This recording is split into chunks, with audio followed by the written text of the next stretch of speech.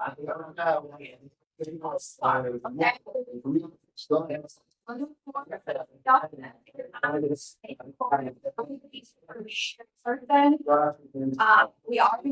and get started. So, a couple of quick housekeeping items before we get started. We are here today in person, so there was some emergency order related to COVID-19. So folks are going to be voting in person. You got to be present. You have to be in person to be able to vote. We don't have anything to vote on today, but I just wanted to make sure that everybody knew that. We are going to kind of see about testing out some hybrid options for the future, so stay tuned for that. Other things, so look at this.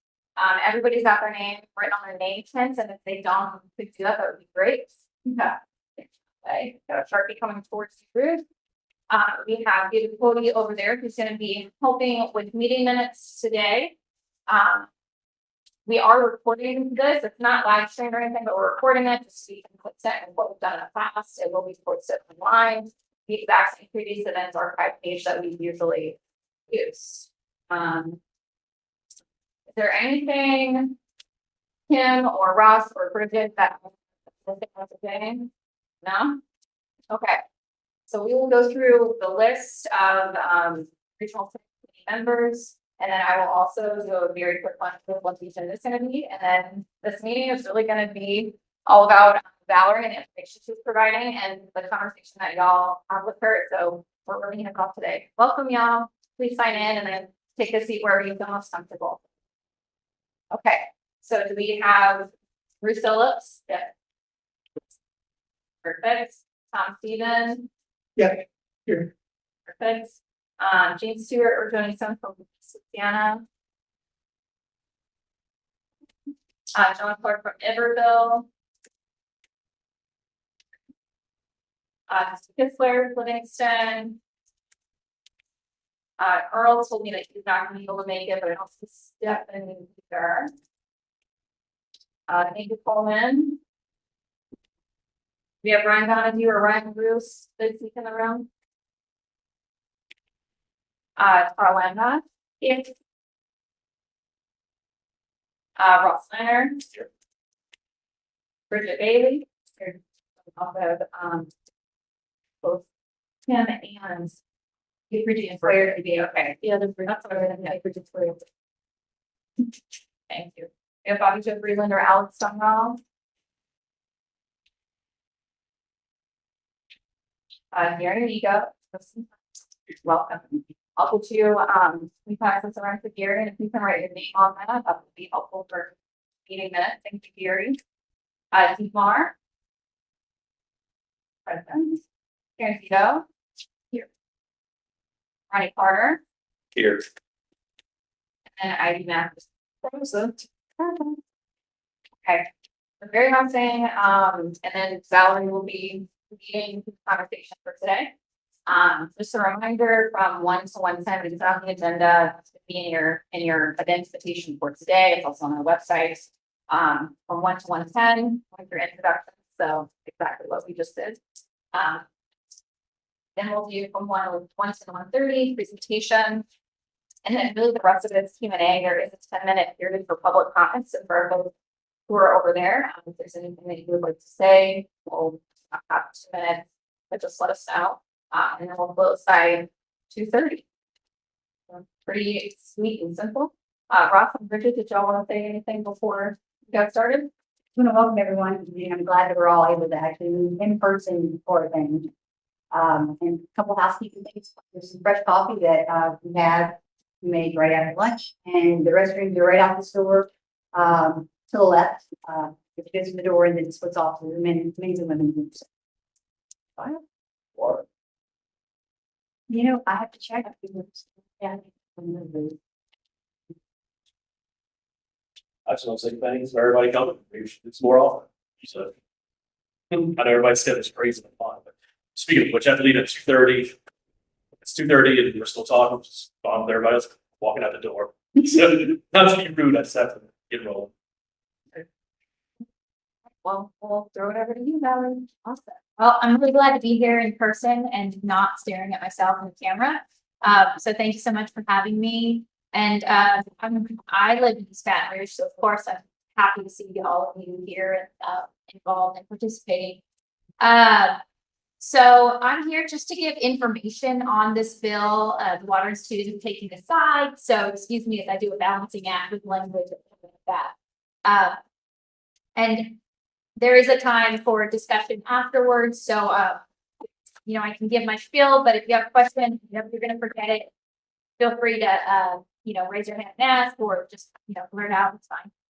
Whatever works for y'all. I'm glad to help however I can. So Senate, this is just a timeline to just get us all grounded on the same page.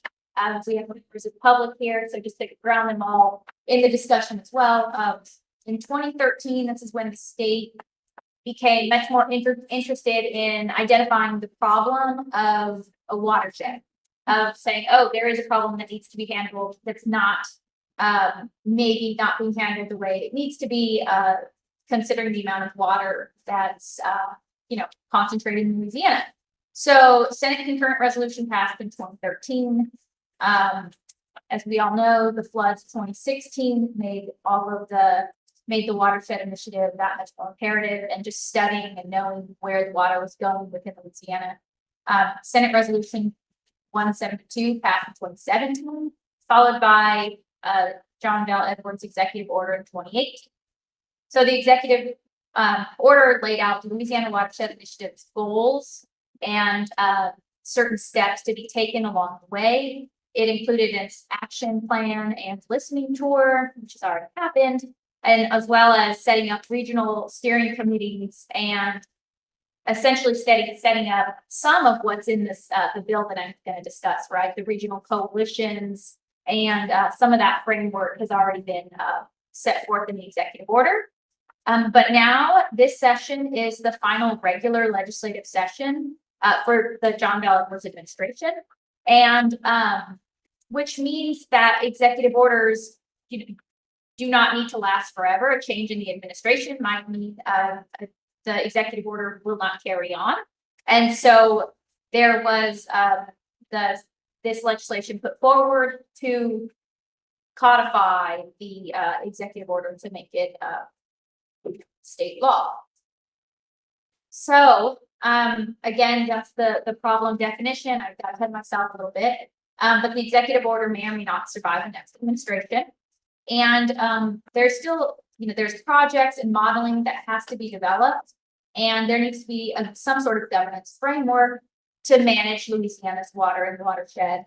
Presently, there's over 250 entities that have the authority to over surface water. So that's a lot of cooks and a lot of kitchens.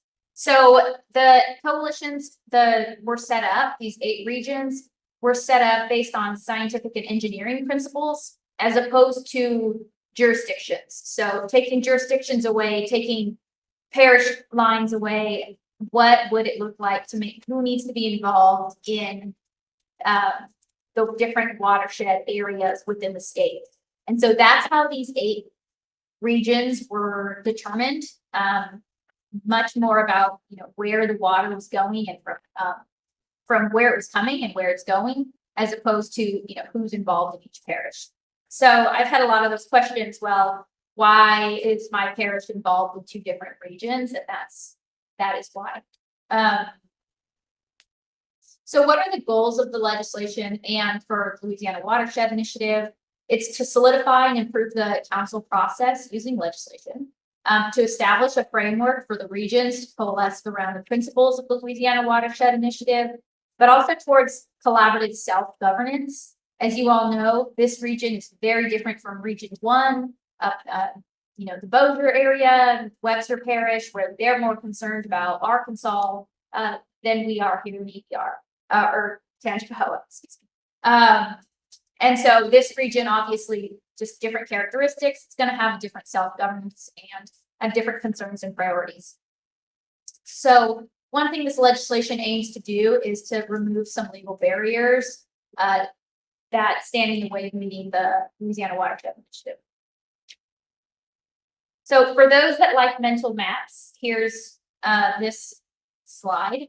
And what I did was created just kind of a walkthrough of what the legislation does, and then underneath the references to that piece of the legislation if you prefer to read it.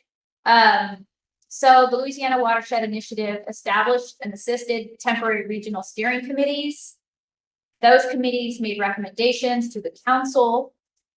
Through the legislation, the council is placed under the Division of Administration. So that's a state agency with all of the state agency laws and regulations that apply to said state agencies. So can it provide staff to the council? Yes. Does it have to follow regular rules for rulemaking process to promulgate rules? Yes. So that's where the council's placed. And then that council will approve the regional watershed coalitions, which here means more, there was the cart before the horse, because a lot of this has already been happening. So some of it is just the regional watershed coalitions resubmitting or getting their plans already that they already have in place ratified. And so the regional watershed coalitions, that is going to be referenced. It's created in 224.45. And the meat of the bill is 220.45D. And that is the powers and created and the authority of the regional watershed coalitions.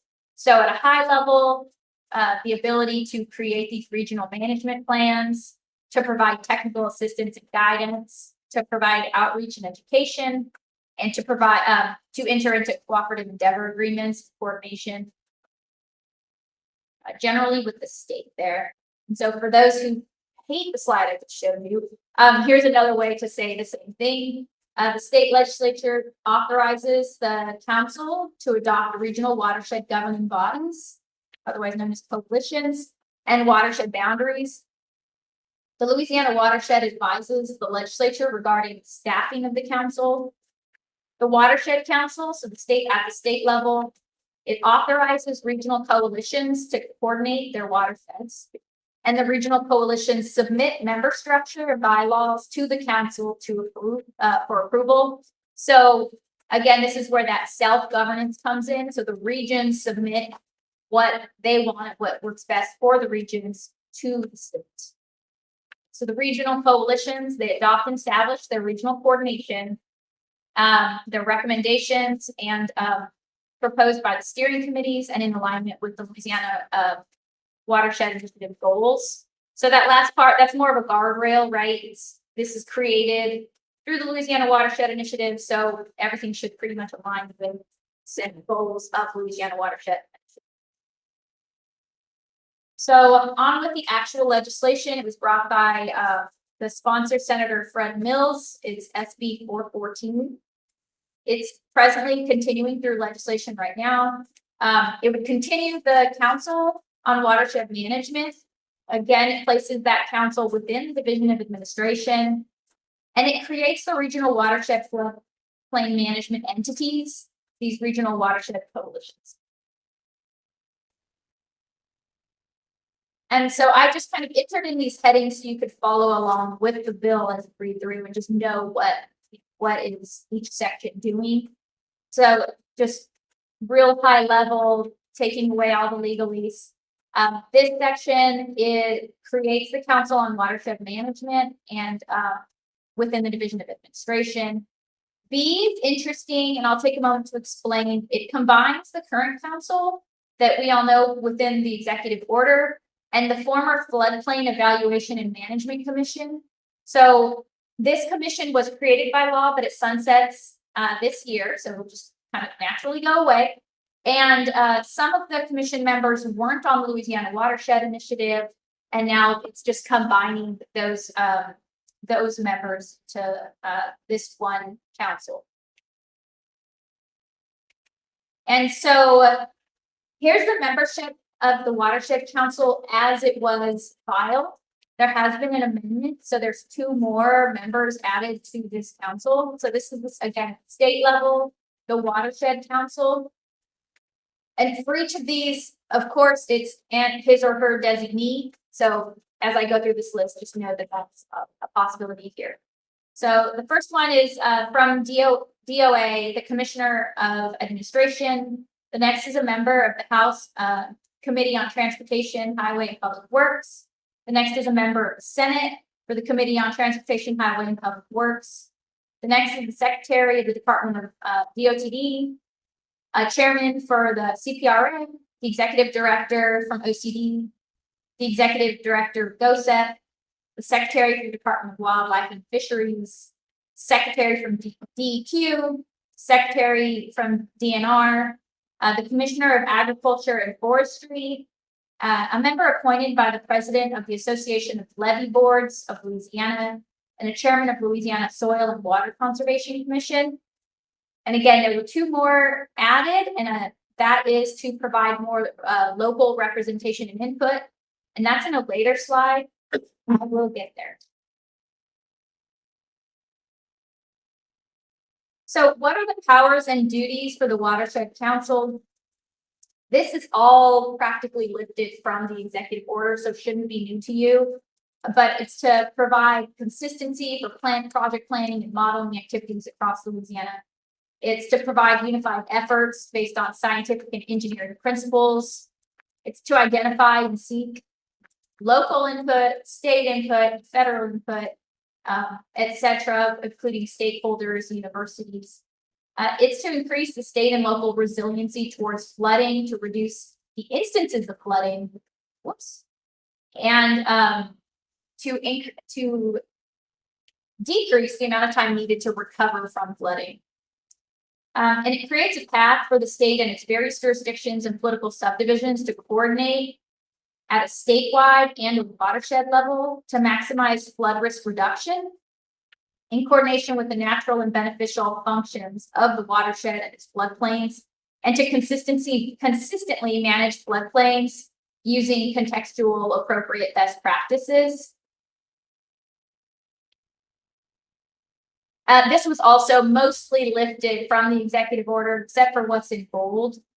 And I just, we just really tried to highlight the words that were needed. I really hate wordy slides, but this is, for all of you to just be reminded. It might have been a long time since we all read the executive order, and may or may not have gotten to the previous legislation. But again, part that's not bolded, essentially lifted from the executive order. To work with the interdependencies of our communities, infrastructure, political jurisdictions, and natural environments to increase Louisiana's resiliency, identify, acquire, and establish funding mechanisms, and etc. But the most important parts here is that the Watershed Council can allocate funds to regional watershed coalitions and can promulgate rules and regulations necessary to implement the Louisiana Watershed Initiative and everything that's in this bill. And so this section is possibly the most important to you. The Regional Watershed Coalition's creation, power, and duties. So Section A at a high level, it authorizes the council to approve permanent regional watershed coalitions recommended by the regional steering committees. So again, it's that bottom up. The local level gives their recommendations to the state approves it, and then the regional governance occurs. B, the council may only approve regional watershed coalitions with an effective framework and goals, objectives aligned with the Louisiana Watershed Initiative. And it provides for public notice, hearing, and comment of the state council, right? So all of those meetings, of course, there needs to be notice, hearings, and opportunity for public comment. C, the watershed coalitions will be political subdivisions, subject to open meeting laws and public record laws. I think the most important thing here is, earlier I talked about how the legislation is supposed to help remove some legal barriers to the regions. And this section does that by helping, by creating these political subdivisions. So the watershed coalitions will be, should this legislation pass, will be political subdivisions, which gives some authority, but not as much as some regions wanted. For instance, political subdivisions have the authority to ask to tax, right? They can go to the state legislature and ask to tax. The authority to tax is not within this bill. So same with bonds and expropriation, that is not within this bill. But now being a recognized political subdivision, a coalition can return to the state and, try to pass legislation that would allow that. So, as I mentioned, this section has the most meat because it says what the regional watershed coalitions, what they're that it's created one, but also the powers and duties. So the regional watershed coalitions may, it's not a shall, it's a may. So this also actions might vary from region. Develop and facilitate a watershed management plan, receive funds for watershed plans, provide technical assistance to local entities in watershed management and flood risk reduction, provide public outreach and education to residents and local leaders, enter into cooperative endeavor agreements with the Council on Watershed Management to provide organizational and technical support, and to propose, support, and review projects that reduce flood risks without causing undue harm to neighboring jurisdictions or regions. So what would that look like? Again, this varies by region. Some regions don't have a lot of local technical support, so those regions stated that they're going to turn and enter in a cooperative agreement and get a little more support from the state level. Other regions do have a lot of local input and a lot of local expertise, so they might be able to take care of the outreach and education a little bit more and just do it in a different manner than other regions. So that flexibility is there, but again, the state at the council level is available for organizational and technical support. I know many regions will be housing data, flood data and things like that, and others did not ask for that. Maybe they will later on and things like that. So again, it's just going to very much vary by region, which is why that first sentence includes a may and not a shall. As I mentioned earlier, there were additions at the Senate committees. There were originally 13 members, now there are 15. And this provides more local representation. So the 14th member is an executive director of the Police Jury Association of Louisiana. And the 15th is an executive director of the Louisiana Municipal Association, or his or her designee. And another thing that was added is it clarifies the preservation of local authority. So this section, little sentence was added: nothing in this chapter shall interfere with the statutorily granted authority of any state agency or local government. So again, this is more about cooperation and coordination, and not put forth to conflict with any other law or political subdivisions. So what does this legislation address? It's legislatively authorizing the council to recognize, approve, and amend boundaries through public process, allows for the formation of customized membership structures tailored to regional needs. It provides technical support and assistance. It provides consistency and state level management. But I would also add there with quite a bit of self-governance at the regional level. So, does anyone have any questions? Go ahead. As you discussed, the regional coalition will be bestowed the title of political subdivision, correct? Correct. Article 6 of the Louisiana Constitution says that a political subdivision can seek taxes on its own authority. Is that correct? Because I think the way you presented it is that the coalition has to go back to the state and get them to authorize a tax. But if I read Article 6 correctly, the coalition can seek a tax on its own authority. It can seek it by going to the state legislature to do so. Okay, that's not what Article 6 says. Article 6 says that it can get a tax, go to the voters and seek a tax on its own authority. The other thing it talks about is it can, collect its own bonded indebtedness. So it can go out and seek bonds to accumulate its own debt. And the third thing, and this is something I don't know if you can speak towards or not, it also says that it can make assessments on properties on its own authority. So can you speak or can you not speak upon that particular topic? Because I'm familiar with taxes, I'm familiar with the bonded indebtedness, not real familiar with assessments. It indicates that the political subdivision can levy assessments. Not real familiar with that on its own authority. So can you speak towards that? So while I'm not prepared necessarily to speak to that right now, in general, political subdivisions do have to go, they have the authority to ask and not the authority to do.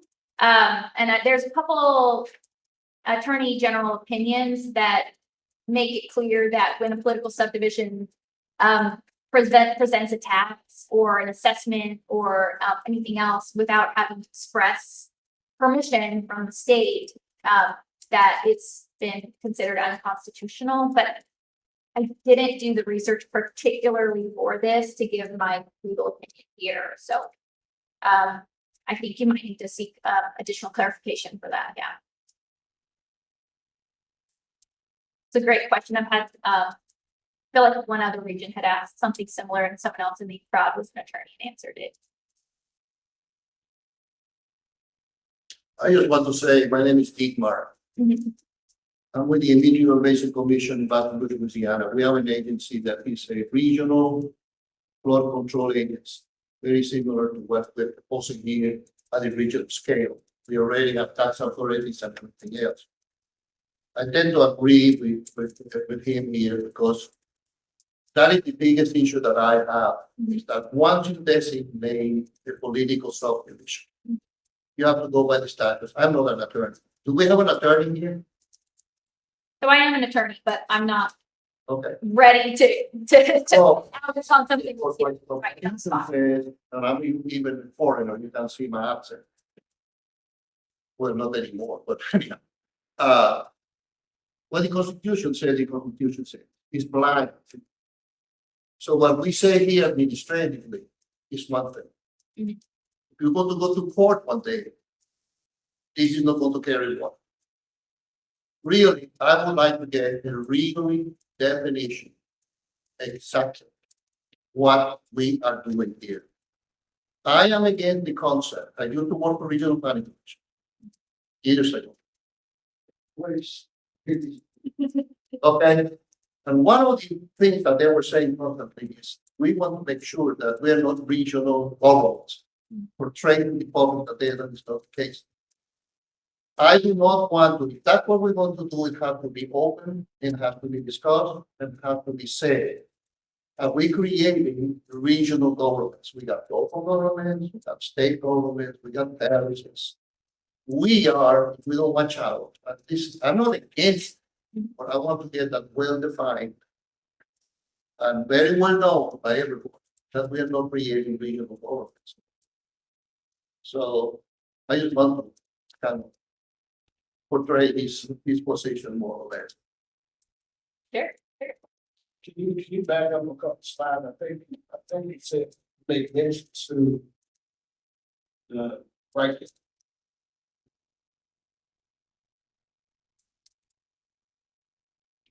Sure. So yes, this definitely, I think someone else may have had your similar concern. And I don't know why or who or what was behind adding this. But yes, that amendment here, B, does does state nothing in this chapter shall interfere with statutorily granted authority of any state agency or local government. So that is put there specifically to preserve local governance, right, and other political subdivisions that might already created working. Yeah. So as I'm hearing this, with this ad. I mean, with the audit, if say East Bethlehem Parish, that's where I'm. And I had somebody who wanted to do a drainage project, but wanted to get money for drainage project from the legislature. I don't have to go and get authority to do that or permission from this water management people we're creating. Is that gonna come up at some point in the process where the legislature is gonna say, do you have approval of these people to get this $2 million that you want to do this drainage project that you're gonna. So it depends.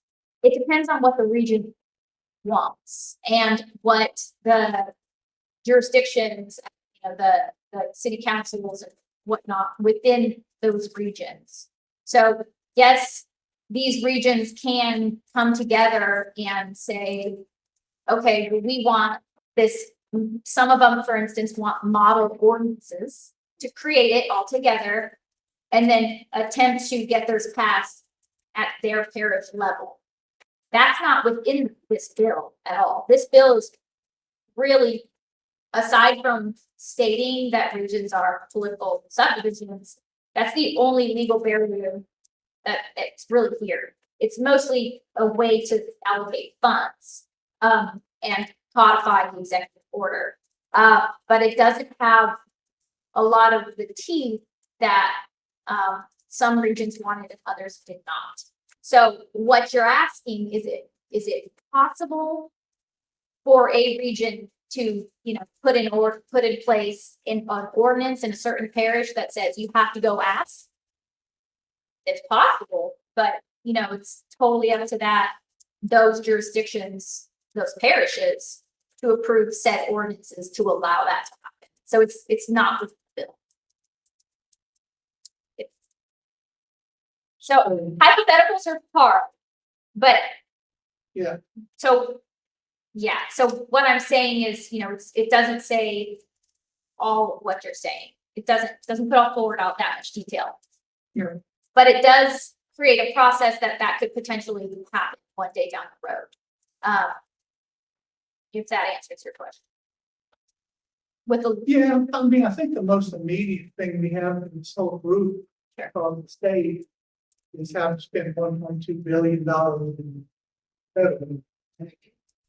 But long term, I can see it being like, you know, here I am, East Baton Rouge Parish, here's this St. Tammany Parish, and we both want $2 million. Mhm. But there's only $2 million available. So then do we kind of wrestle? Who do we wrestle with? Yeah, that's gonna come up. yeah, and I think, you know, as regions, it's great to recognize the long term, right? Right now, there's plenty of federal funding, but long term there maybe won't be. And that's what some regions wanted, that express taxing authority in there, which didn't get made to the bill because they were thinking long term. They wanted taxing authority because they wanted to start levying taxes. Whereas other regions said, no, absolutely not. And so, yeah, in the short term, some of that 1.2 billion has not been spent yet. Some of it's been, you know, allocated to certain projects, but a lot of it's there to be spent. And, you know, I think that, that you're right. I think that, you know, some of the best business relationships, very much contemplating, failures from the beginning and long term. So that's something regions should consider, yeah. So now, I mean, You comment on this statement about this parish, this parish needs to be without now, used to this legal approach. The expanding family. The data is more than context. So it makes more sense. So the steering committee spend the $2 billion in St. Tammany. East Baton Rouge, that should go, thinking that's supposed to come up.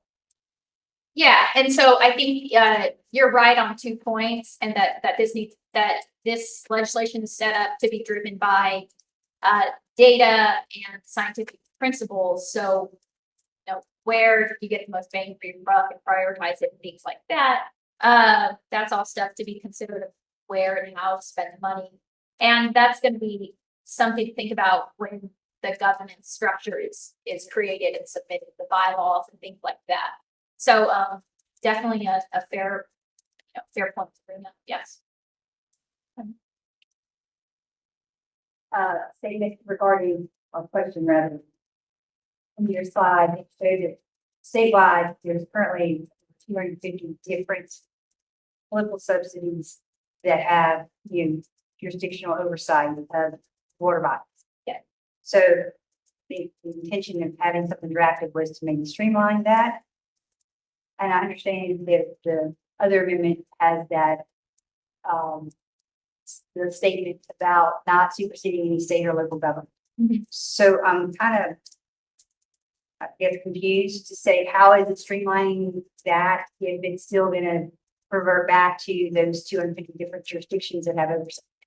Yeah, I think that is going to happen with who comes to the table and gives their input at the regional meetings and at the state meetings, of course, even though individual parishes aren't on that, aren't those 15 members, aren't part of that membership. Of course, giving your input, showing up at the meetings, understanding what's happening at the state level, but also at the regional level and the local level would be necessary for that kind of coordination. Now, can a jurisdiction go ahead and do something, without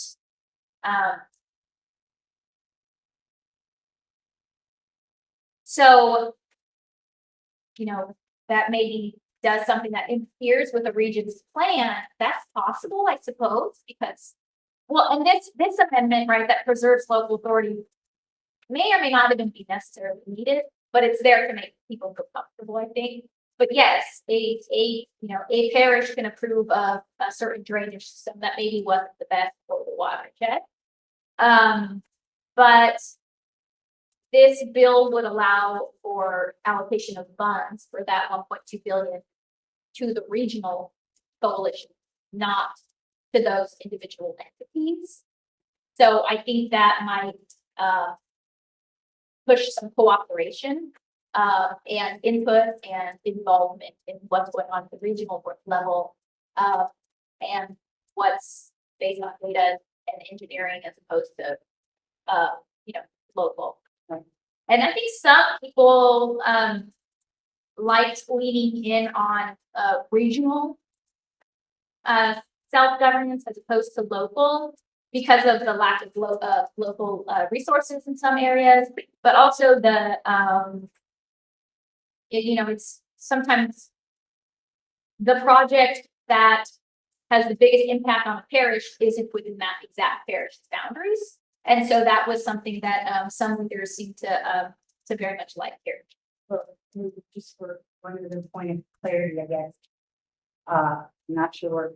Typically, in state statute, state law, if you have a local standard or ordinance for law, it can't contradict state law. So if regionally, there is a coalition that was approved by the Watershed Council, and they come up with their governance and best practices. But then locally, again, it's not taking any authority away from the local jurisdiction, but it's in contradiction to what has been adopted as that standard for oversight for that regional watershed, because it connects different communities and different political subsidies. It runs through numerous parishes or per town or cities. Would that be in conflict with state statute? Because it's not to the standard that the state regional coalition has adopted. So with this law, this piece of legislation, maybe not, because this legislation has quite a bit of flexibility. And as I stated earlier, it has a lot of mays and not shalls. And so it's not one of the, it's not a law that's just got a lot of teeth and enforcement behind it that it's, going to be expressly dictate what cities have to do. So I can see that, quite the law school hypothetical. But I don't know if that's a worry here, maybe, I don't, if you read through the law and you see an exact area of concern, feel free to, shoot me an email and I'll give a very tight road walk answer for you. But I will seek out that, information. Yes, Reading law SB 414 when I was doing so, as you indicated, there's not a lot of detail on do's and don'ts. It seems to give the watershed council a lot of discretion to promulgate its own. At this point in time, the way you get a project funded through the watershed initiative is that it is endorsed by the local coalition and then submitted to the county for their approval, and they reject it based on whatever scoring and all this other kind of stuff. How do you see, based on the past and how this was written, how do you see that now? sure, I don't see it changing, except that, the process it can have local input for the regions to change or submit their bylaws on how the regions propose projects to the state. But I don't see anything in here changing, the process of how projects are, accepted by the council. So would it be fair to say that this then is becoming another regulatory agency in that you have to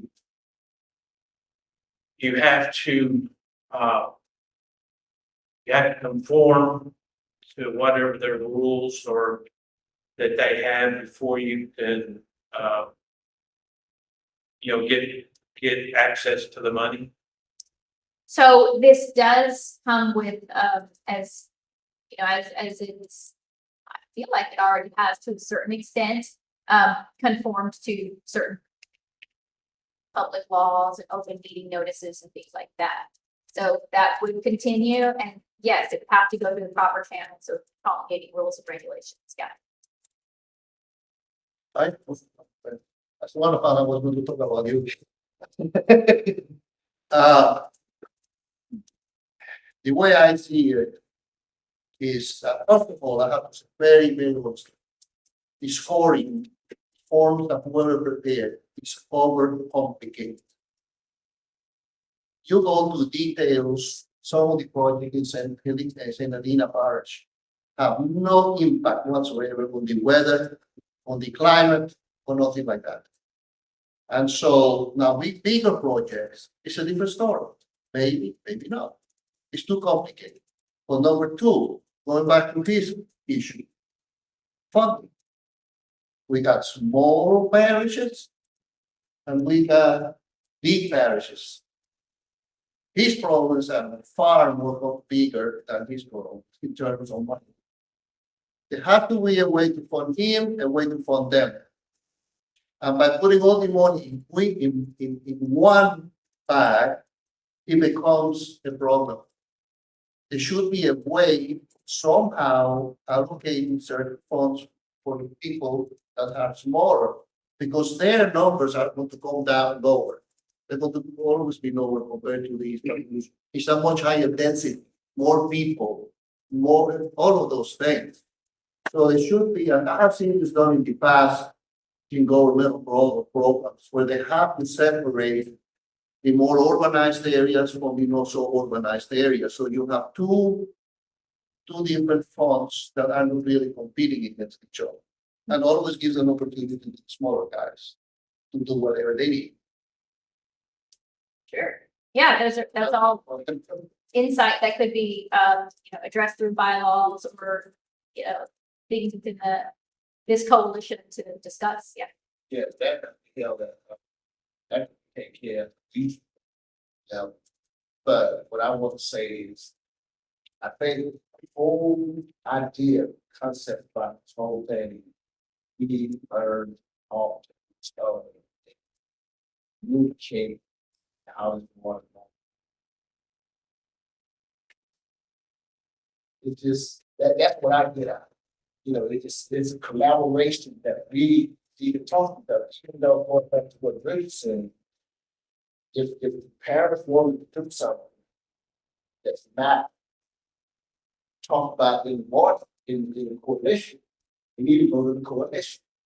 We need to talk about it at the coalition, see if the coalition could fall for some kind of technical sisters, see if it makes sense, what it's going to do to our neighborhood parents. I think that's the whole idea about the whole situation.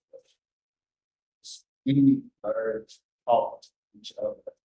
We try to explore. That's what I mean. And the money, you know, I can't see them saying, okay, we look for the kind of money for little people, big people. I can't see that happen. But when I come to I come to the coalition with issue one, and they need to help me figure out what I need to do to make sure I don't have impact on my neighbors, something that's going to have a negative impact. That's what I think. Whole scheme. And I think if you look at it that way, working that way, I think it can. That is me. That was definitely the idea of how these regions were set up in a way that perhaps one of the northern localities within a region is seeing downward flow, and where a project there might help people downwards, or perhaps in certain coastal areas, they need to look at some coastal protection to shelter some counties upwards, and counties, I'm sorry, I'm from California, parishes upward, and you know, vice versa. So it's definitely something where it brings people to the table that all have similar problems because it's the same waters shed. So yeah, that's a good point. One thing I'll note, and just to give you an update of where this is in section, it was recommitted to the Senate Finance Committee, so it's already been heard there once, and it wasn't voted on, and so it will be there again. I don't know when, it hasn't been put on the agenda yet, so definitely keep track. There's not that much time in the legislative session, so voice your concerns, voice your support, voice whatever you have. Again, I'm, white informational card only. So that's what I have to say about, where it is in the process. After it's gone through Senate, it still has to go to the House side. So it does have a little bit more to go to see if it gets passed or not. Yeah. I was just gonna say, Ascension Parish has been closely following this bill and legislation. So while everything that we said here today is great, if you don't talk to your legislators, tell them what you want or don't want, this conversation isn't getting to them. We are very concerned that the 15 members aren't accountable publicly. They're not elected officials. So when Ascension Parish doesn't get their project for whatever reason, who do the people get to hold accountable? No one. No one's held accountable. And we also worry that while we may make recommendations at this level, it goes up there. I think everyone knows what happens in that. Politics are an ugly game. And whoever's got pulled with whomever, that's how things get done. There's a lot of concerns in this bill, so much so that they pulled it from finance because they didn't have a budget on it yet. They're funding employees and all these state agencies, and there was no budget to go along with it. So we do know that HB 1's being heard on Friday, and then this will be picked back up after that. But I would suggest reading the actual bill as it is. Not the one sheeter that they gave out, that is not the same information that is in the bill. I assure you it's not. There's several of us that have read through this bill time and time again, and it doesn't make sense. It's not clear. And the fact that it is there should concern you. That opens the door for a world of possibilities and interpretations. And ultimately, This money is supposed to help us do projects to stop us from flooding and not fund 15 agencies for the state. That's not what this is for. So that's my plea on behalf of Ascension Parish. Did what I had to do. Just piggybacking on what she said, when you couple that with the fact that there is no guarantee of local participation. There's no guarantee of local participation in the coalition level. There's no guarantee of local, there is no local participation at the council level. Because even though you added those two entities, the parish and the municipal, they are still state responsibilities. They have no idea what's going on really and truly to represent the interests of either Region 7 or the interests of Livingston Parish. So it's going to be paramount that each of the regions at least get a seat at that table at the council.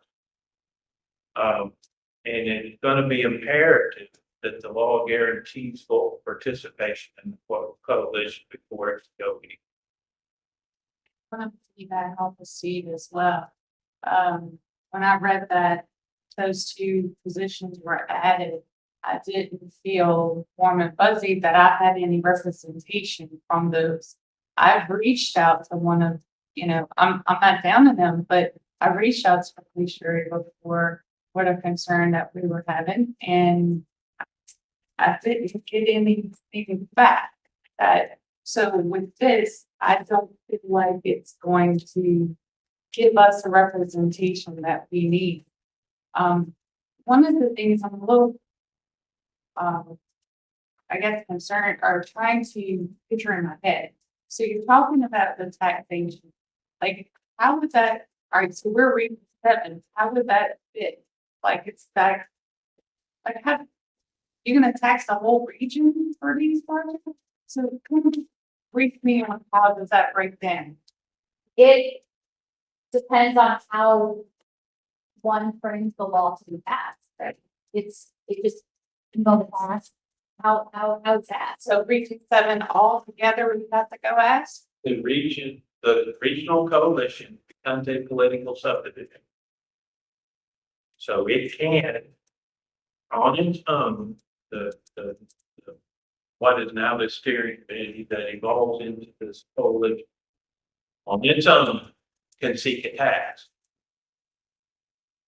In addition, under the subsection on Article 6 of the Constitution, I urge everyone to read this one under local improvement assessment. They can also, on their own authority, assess property. This says that the legislature must create a method to do so, and I researched that too. So if the coalition decided to do some kind of improvement along River Wide, anybody who's got property along River Wide would be assessed a assessment. Without it being voted on. Yes. But it would only be within the region, it wouldn't be the whole region as a whole. The assessment, what I'm reading up, but a tax that it get passed, yes. So these are all things that I'm not 100% sure we're clear on the law here, but it would also have to go ahead and, as a region, you would create your bylaws, your voting authority, your governance, and decide where to go with that. So again, certain regions want to see tax authority rather quickly. They, I think, long terms think that they're going to run through the federal funding quicker. Others don't want to do it. One thing to also note is while it's still at the Senate committee, it is a good time to, if there is amendments to be made, if they, they can be taken into consideration. So,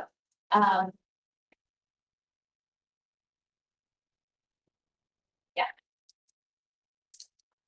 People are already taxed. We already have a drainage tax. So you know, I don't want, like, if he needs a project and like it's all pushed and then on my tax, people are taxed twice. But then the money doesn't get spent here, you know what I'm saying, like. I can't help but think a similar situation is with the Amy River Basin Commission. And the way they are, got money to do the Columbia River diversion project. You got a commission, then you got a drainage area identified for the Columbia River project. Creating a tax that way. It's probably, it would probably end up similar to. But we don't know, because I'm not really getting the idea that we're gonna get anything to need money to do anything with. Other than figuring out how we're gonna spend the federal. It's gonna be tough enough just to address the whole land. If you took $1 billion, divide it into 8 pieces, and then give those to regional coalitions, and say, here's 1/8 of $1 billion, you figure out how to spend it. And let us know, and we'll decide, we'll sort it out. That by itself is a lot to do. Is there a sunset on this law? I did not read the sunset on this law, no. So after the $1.3 billion is expended, how will these political subdivisions and the council fund obtain funds to continue after? That's a good question. So there may be additional funding, particularly whenever there's natural disasters, there's generally some FEMA funding that goes to agencies or organizations such as this. So most of the time, for instance, federal funding through FEMA goes to the Office of Community Development. This might be a place where it goes. This is another hypothetical, so I'm not sure. But, there may be more funding for, especially if there's going to be future disasters, that would go through this kind of allocation process. But other laws, similar laws like CPRA, et cetera, do have sunsets. So for example, that's up to be recreated this year. Some other organizations do have that, so good point. What Tom brought up is one main concern, and I said, it's governance, and people say, that is not our concern, they need you to pay. And one of them is precisely that, because I don't have an answer. We have a taxing authority for 7 parishes, portion of 7 parishes. And we already have exercised that power on a big project called the Columbia Diversion Act. And we created a taxing district. And I still don't know exactly how this is going to evolve, because in my opinion, the language is still a little bit loose in all of this. Exactly how it's going to work, because we are in the water business, and this group is going to be in the water business. And so that is I have not found an answer, and I really believe those are things need to be answered. It's not only us. We got small drainage districts in all over the state of Louisiana. Drainage districts that have that into small areas, protecting certain groups. He leaves the parish, the King Foam and some other ones. We have three drainage districts that are political subdivision. And, they have their own taxes. They've created their own taxes within their districts, and I haven't asked them, but I don't know if any of them have used their assessment authority yet or not. I need to ask, see what that looked like. I didn't, you were gonna be able to. I'll go to them and see if I can, from their experience, see what that process looks like. Sure. And one thing I'd like to notice, I was happy to see a representative from Amy River Basin here. I think that's exactly what's supposed to happen, right? People from that have different inputs and different authorities here at the table, and maybe that's something you all want to consider is to see what districts, what other drainage districts are in your area, and engage them as local stakeholders in this process. Yeah. You have one little two words in there in your presentation, and that is to break down legal barriers. Mhm. The objective is to turn down potential legal barriers that might be contradictory, that might be, before concept. Are we a legal barrier? Right now, as a region,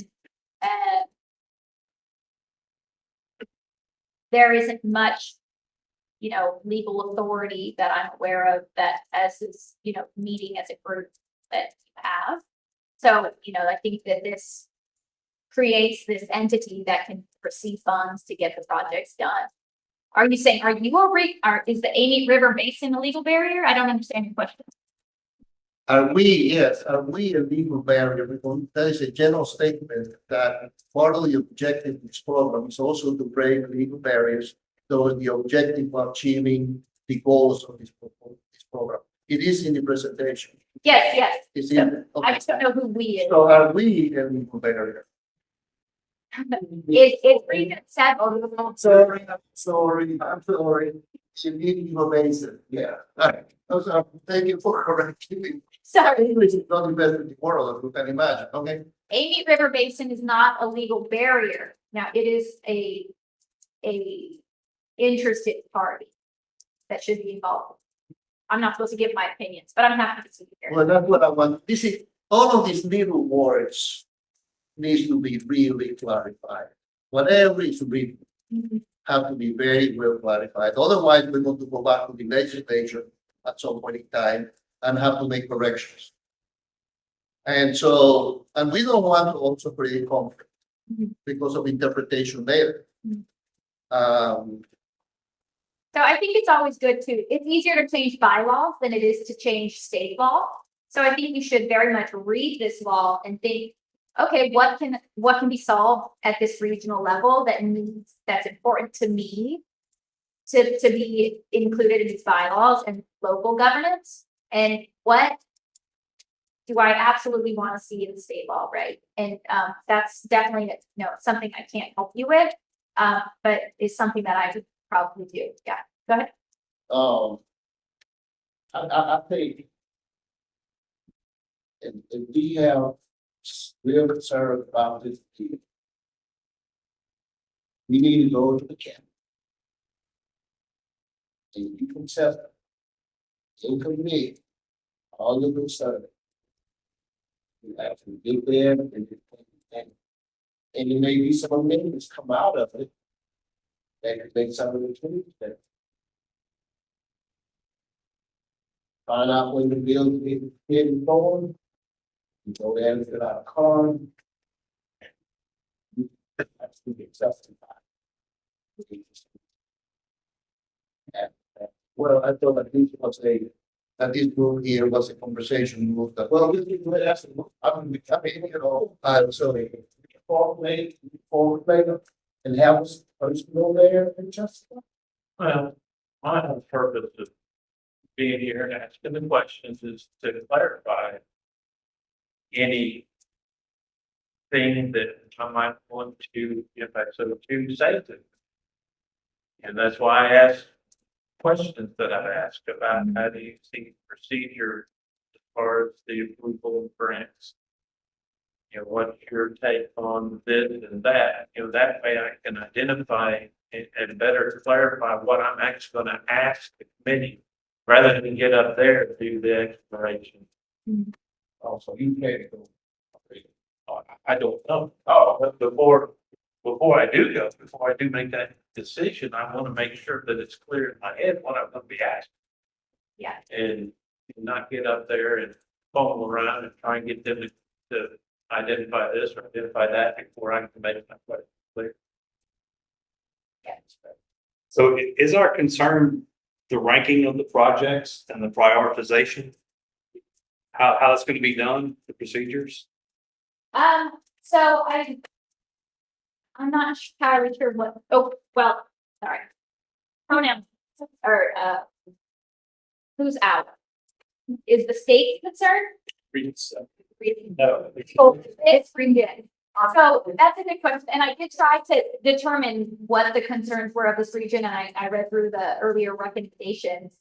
And so I'm not entirely sure, but I think that this region would have preferred a heavier amount of details than other regions preferred.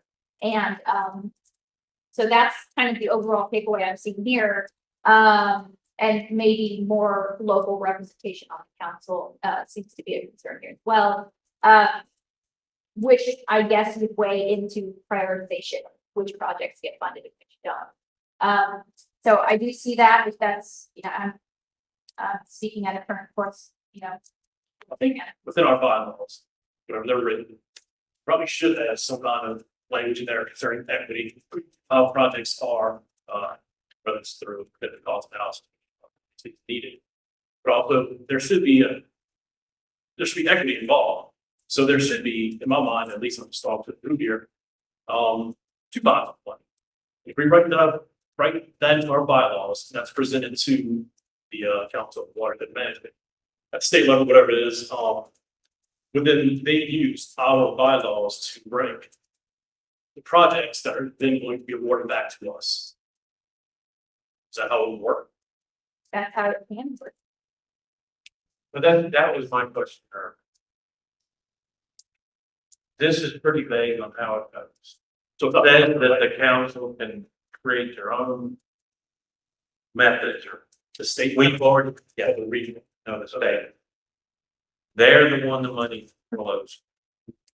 So they can determine how that money flows down to us. So, or I was asking her from our, no, I'm good. sorry, but to finish my thought. Right there with it.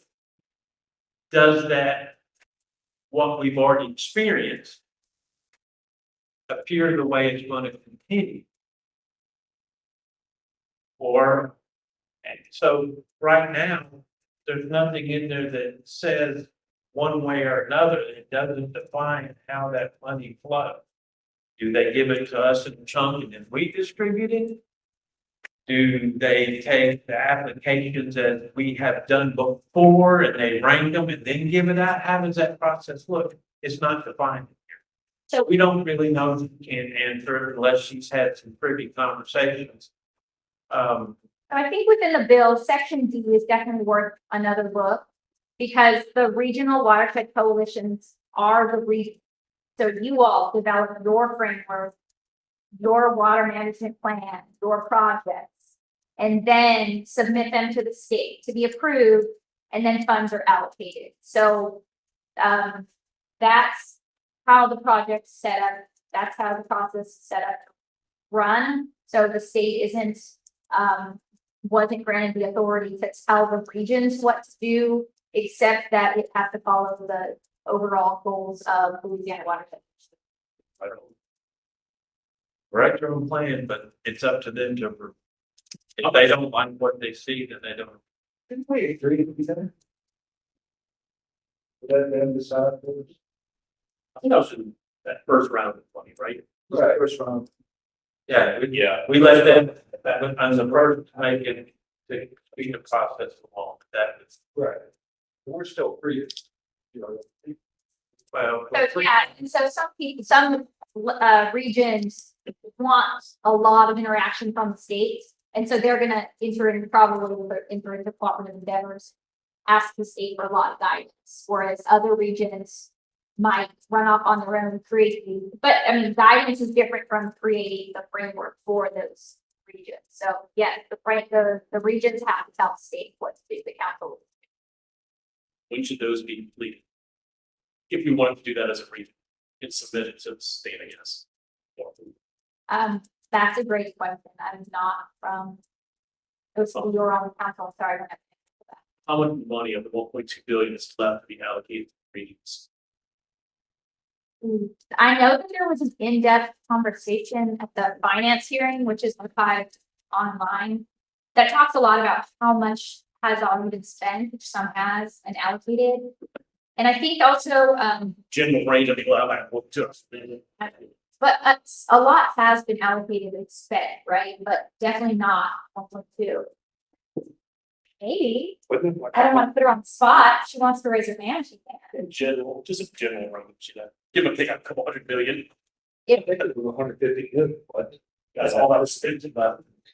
if anyone in the audience knows that number, then, on the spot. I don't know right offhand. There are three phases of local and regional project. We just went through number one. The second one is not scheduled. There were delays in the original process because of COVID and because many localities asked for a delay because it took so long to fill out the applications. So phase two is not calendared yet, or if it is, it's a very vague deadline. My understanding is that the second phase of the project awards, we're going to wait until the model is done. Because you need the model to be able to demonstrate that you don't have an adverse impact. And because a lot of the localities have trouble with their applications because they don't have model inputs or model outputs. The model won't be released until the end of 2023. Year and a half from now. So where phase two fits is still, I'm sorry, everyone, sir. Definitely phase three happens after the regional planning frameworks are finalized.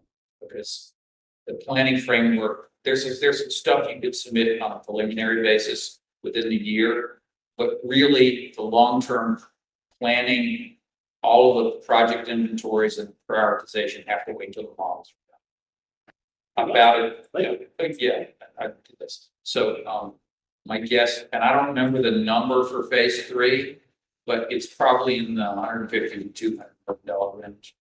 And the same for phase two. There's a question of the model, the timing of the model. I know that our basin is way ahead. It's in terms of model. But I believe some of the other ones are still strong. So it's a timing element here. We're waiting for modeling. All the models will be complete, or that's the per meeting. All the models are expected to be released by the end of this year. What for the expenditure fund is that? Some of them should be released by the fall or by the end of this year, because Dewberry is doing most of them, and there were some where we actually they visited with our last meeting and gave us an update on certain watersheds of the 8 we have in our region. Some are ahead of schedule than others, and they did specify that some of them would be released and maybe be ready for a test drive. But by the end of this year, at the end of this, sometime early fall, late fall, or by the end of the year, and other ones wouldn't be until possibly next spring. So I do remember that they specified that at our last meeting whenever they gave us an update as to what they would do. I don't know how many were able to join that even when we had it, and Dewberry is one of our speakers. We got them last week and they said probably spring in 2023. But definitely, time can change. Yeah. But I think they gave us an indication of spring. I also think that, I should say COVID as a thing for the second wave, but I also think that we have a hurricane, and there is some funding because of the disaster that's going to funnel through this week. And Brett contacted me earlier this week to see about using this very room to do some education to the general public about some programs that are coming about as a result of Hurricane Ida, for the residents that were maybe impacted in this region for funding. So I know that they've got some other things they need to handle because that's kind of imminent, the recovery aspect. And that maybe gives them some incentive to be patient for those models to be finished. Because they've got other ducks in a row that they've got to kind of push out that's managed by their offices. It's $440 million statewide projects. Um, 440 million.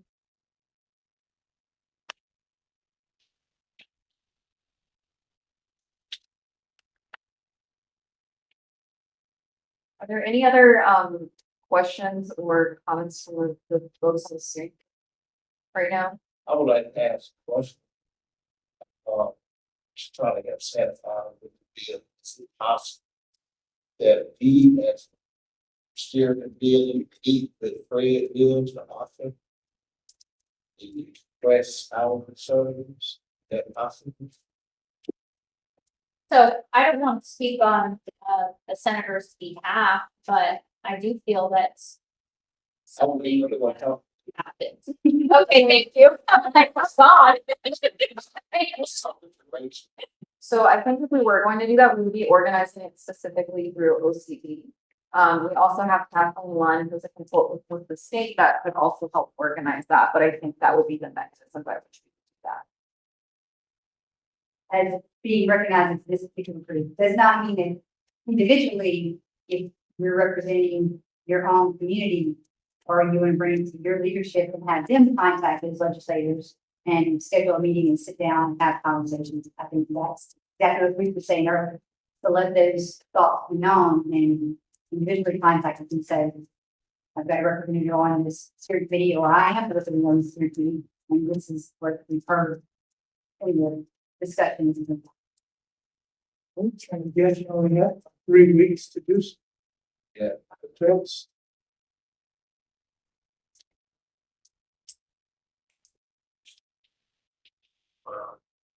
Just for everybody's information, I had gotten the word that it's actually gonna be heard at the finance committee again on the 16th of this month. So if you're talking about wanting to talk to somebody about it before it gets back in there, the information I received is correct. Had a lot less than 3 weeks. Well, I know that we've got to do public comments. So is there anybody that would like to provide a public comment? You. Perfect. Okay, we got that. just to clarify so I'm saying this isn't really a new agency, watershed this is already here. What this is a mechanism, because right now it was created by a governor's order. And as soon as John Bell's out, then somebody else will just come here and wipe that out, take the little bit of money that may be left at that time, and then go try to do something else with it. What this is gonna do is perpetuate the watershed initiative for the future, because it's going through the legislature, so that we don't, it's no longer a government order. It's state law, so we're gonna be dealing with. Do I have that right? That's what this is not creating a new agency, it's just perpetuating the one that's already here, because when you read this bill, it's right in line with the charter, the watershed is set up with the mission. So do I have that right?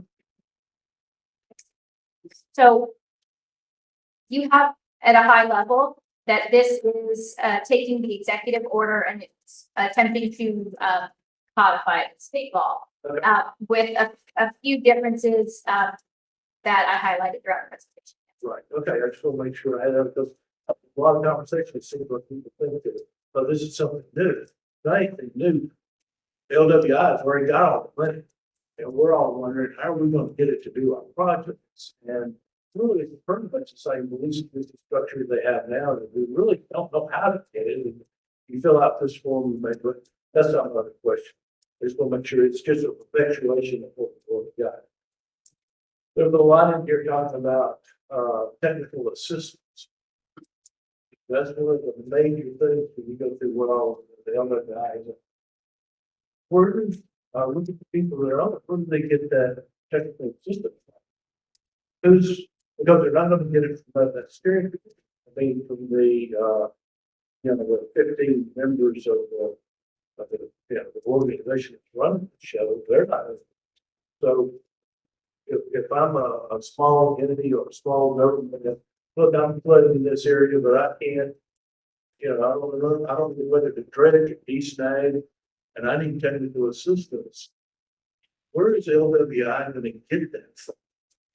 That's a great question that I've faced at other regional presentations. Some of the council members are do have some kind of specialty expertise. For instance, CPRA does give presentations and has engineers that know about that understand modeling really well for certain coastal zones and coastal areas. And DOT does in general have a lot of expertise about statewide drainage, so they might be able to lend in some of their data and resources to the regional coalition as needed. And so some regions do have input from engineers either on their regional coalition or as stakeholders to help out. Or that's part of how some of the resources are used to get technical assistance, whether through the state or the institutions or private companies, etc. So it's going to vary with where the regions want to get that technical expertise. Yeah. Okay, that was sort of a follow-up on the next question is, where are they getting that fund? Right now, you know, this was all created at 1.2 billion, and we're gonna latch on to it as it went through RSC, and that's who's got the money now. And administration and everything out of that now is wondering is the funding for this technical assistance or for anything else that LWI does. That's just siphoning off of the money that was put there to actually do flood projects. That's where they get their money. It's from the money that really essentially came from floods. I mean, from the feds. So there's no funding bill with this. So they got that pot of money. They're just look up, and you stated it pretty well. Well, if there's another disaster, then we'll make us, there probably not going to be any of this. So if we get another disaster, then we'll get some more, and they'll have to keep going with their bureaucracy to fund themselves, and let's figure out what we're going to do. Keep our houses. So the Valley. In defense of the state, I just want you to know they thought about a couple of things. And of the 1.2 billion that HUD awarded the state, there are a series of regional capacity building grants. They're modest amounts of money, not grand scheme. There's 400,000 over the first couple of years to pay for Rachel and the rest of her staff, set up these meetings, and to get these coalitions up and running. Phase 2 of that project, which will start next year. Each region has about $800,000. All this is public knowledge. Out of that $800,000, some of that will be devoted to technical assistance to local governments have difficulty getting applications. How that's going to work, whether that's enough money, how many applicants there are going to be, how much assistance available is yet to be developed. But they're working. Well, eventually, the phase 2 could be done until the modeling is done. No, I'm sorry. That's round 2 of the awards. Right. Phase 2 of the regional capacity building grant does not need to wait on the models. Okay, but as far as the award for phase 2 project, the modeling has to be done. Is LWI paying for that modeling? Yeah, out of the CDBG grant. Out of the 1.2 billion, about 150 million with all. Gotta get that. I'm from Citrus Parish also, Judo, that. Thank you. welcome. Jack Berger, can you state your name? I know who you are, but just Oh, sorry, Jack Harris, thanks, Jack. Citrus Parish resident. Appreciate it. Is there anybody else? In the audience?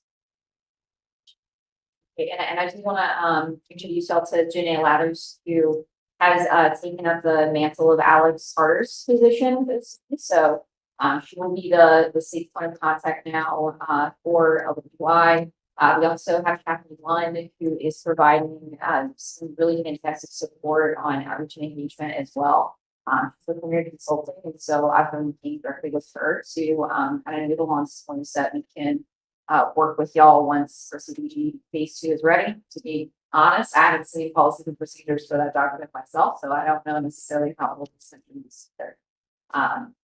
But I think that's it, and we'll be closing right on time here in just 20 weeks. And so unless there's anything else, I think we just gotta have a motion to adjourn and I'll make that. thanks, y'all.